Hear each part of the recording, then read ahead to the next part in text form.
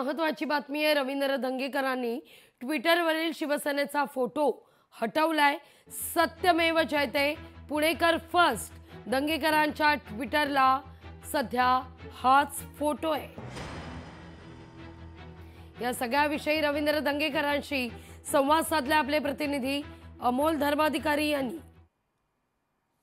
आपल्या सोबत रवींद्र धंगेकर आहेत। काल भाजपने एक पोस्ट केलेली आहे ज्याच्यामध्ये तुमची हकालपट्टी शिवसेनेतून होणार आहे, एकनाथ शिंदेनी तशी तयारी केलेली आहे असं भाजप म्हणते। भाजप काय म्हणतं हा विषय वेगळा आहे। माझी ही लढाई भाजप बरोबर नाहीच आहे। ही काही विकृती लोक वर्षानुवर्षे ह्या पुण्यनगरीला लुटण्याचं काम करतात, काही चुकीचे व्यवसाय करतात, चुकीचे धंदे करतात।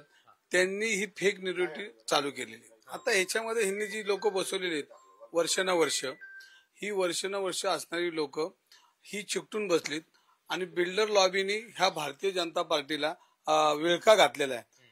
आड्यावाले, गुत्त्यावाले ह्यांची संघटना जास्त झालेली आणि ह्याच्या विरुद्ध मी आवाज उठवणं ही गैर नाही। आणि अनेक भारतीय जनता पार्टीचे ज्येष्ठ नेते आहेत, त्यांच्यावर मी काम केलेलं आहे। मला आठवतंय की प्रदीप रावत ह्याचे खासदार होते पुण्यनगरीचे आणि त्यांनी काम केलं। बापट होते, बापट साहेबांनी काम केलं। पण अशा पद्धतीचं बिल्डर लॉबी हाताला धरून पुण्याचं लुटण्याचं काम यांनी कधी केलं नाही। खाजगीत मला भारतीय जनता पार्टीच्या कार्यकर्त्यांचा, नेत्यांचा पाठिंबा आहे। सुधीर मुनगंटीवार बोलले ना की धंगेकर भाजपवर बोलत नाही, धंगेकर हे विकृतीवर बोलतात आणि त्यात काही गैर नाही। मग आता सुधीर मुनगंटीवार जर माझ्या तर त्यांची हकालपट्टीची मागणी करणार का धंगेकरला पाठिंबा दिला म्हणून? म्हणजे हे सगळं फेक न्यूरिटी आहे।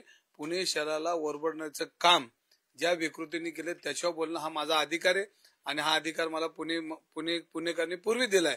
आणि भविष्यामध्ये हे चुकीच्या लोकांना पाठीशी घातलं तर येणारी पिढी आपल्याला माफ करणार नाही आणि आपली नोंद इतिहासात काळी म्हणून होईल की एक कार्यकर्ता होता पण तो बी पळकुटा निघला।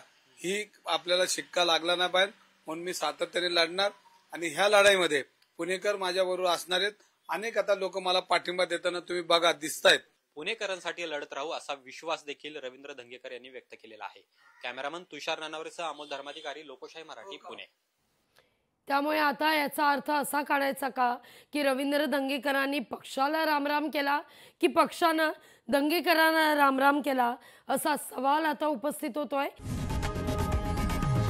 लोकशाही मराठी ऐका, पहा, जागरूक रहा।